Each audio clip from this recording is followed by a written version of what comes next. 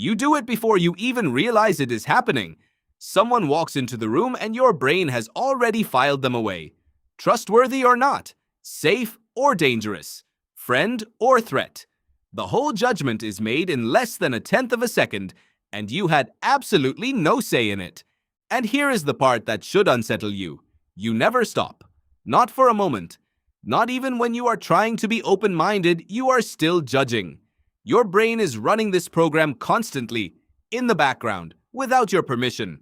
The question is not whether you judge people. The question is why your brain refuses to turn that off. And the answer reaches back much further than you might think. Your brain is not a modern machine running ancient software. It is an ancient machine running in a modern world. And the system that judges people so fast and so automatically was not built for offices or schools or traffic jams.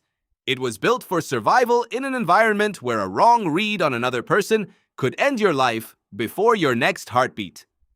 Princeton psychologist Alexander Todorov spent years studying exactly how quickly humans form first impressions. In one study, his team showed people photographs of strangers for just 100 milliseconds, 1/10 of a second, not long enough for any conscious evaluation. And yet, people made confident judgments about trustworthiness, competence, and dominance. What stunned researchers was how consistent those judgments were. Show the same face to 1,000 different people, and the ratings clustered. The brain was running the same algorithm on everyone. That algorithm has a name. Researchers call it the trustworthiness heuristic. Your brain is reading something in the arrangement of a face, the angle of the brows, the shape of the jaw, the set of the eyes, and mapping it onto a rapid threat evaluation. This is not racism. This is not prejudice in the moral sense. This is a survival reflex so old it predates language. It predates agriculture. It may predate our species as it currently exists. Think about your ancestor, not your grandparent. Go back. Go way back. 300,000 years. Your ancestor did not live in a city of strangers. They lived in a band of 30 to 50 people. Everybody was known. Everybody had a track record. And then, one day, a stranger appeared at the edge of camp. That stranger could mean trade, could mean a new alliance, could mean a mate. Or that stranger could mean violence, could mean the end of your bloodline. Your ancestor had seconds to decide. The ones who read the stranger correctly survived. The ones who got it wrong did not. You are descended from the ones who got it right. So your brain evolved an incredibly fast, incredibly automatic people reading system. A threat detector running 24 hours a day. And it never got the memo that you live in a world of 8 billion strangers who are almost certainly not trying to kill you. Social psychologist Susan Fiske at Princeton identified what she calls the stereotype content model, which maps how humans categorize other people along two axes: warmth and competence. Are they friendly or hostile? Are they capable or not? These two dimensions, Fiske found, are nearly universal across cultures. Ask humans anywhere on Earth how they sort strangers, and they converge on the same two questions. Can they help me? Will they hurt me?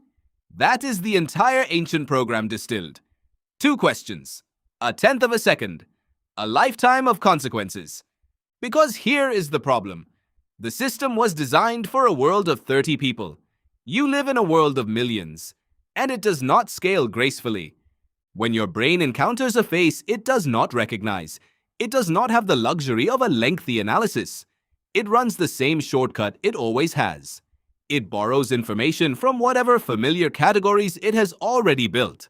This is a pattern matcher that has been misapplied to a world of infinite pattern variation. And the result is that your brain fills in the gaps with assumptions. It reaches for the nearest available template. And those templates are built from every face, every story, every experience you have ever had. They are shaped by your family, your neighborhood, your media diet, your culture. The unconscious judgment happens first. The reasoning comes after.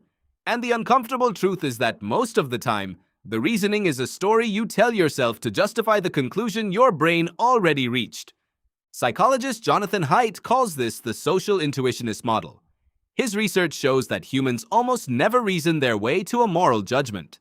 They feel the judgment instantly, unconsciously, and then construct an argument for it afterward. The reasoning is not the engine. It is the exhaust. Your brain decided. Your conscious mind is just writing the press release. And this happens not just with strangers. It happens in interviews, in courtrooms, in hospitals, in classrooms. Research on judicial decision-making found that the outcome of a legal case is significantly affected by whether the judge has eaten recently, which is a physiological state that has nothing to do with the facts of the case. Unconscious processing bleeds into conscious judgment constantly and invisibly. But here is the part that most people never hear. Knowing this actually changes things. The neuroscientist Patricia Churchland has spent decades exploring how moral instincts are encoded in the brain. Her research points to something important. The fact that a judgment is automatic does not mean it is inevitable. The brain is plastic. Patterns can be interrupted, not by willpower alone, but by building new experiences that generate new templates. What disrupts a snap judgment? Contact. Real contact. Not the idea of a type of person, but the specific person in front of you. The brain builds categories from data. Give it more data and the category shifts. This is why diverse environments change people over time. Not because exposure lectures the brain into fairness, but because the brain is an honest pattern detector, and when you give it more accurate patterns, it updates. Slowly, imperfectly, but genuinely. The research of social psychologist Gordon Allport laid the groundwork for what is now called contact theory.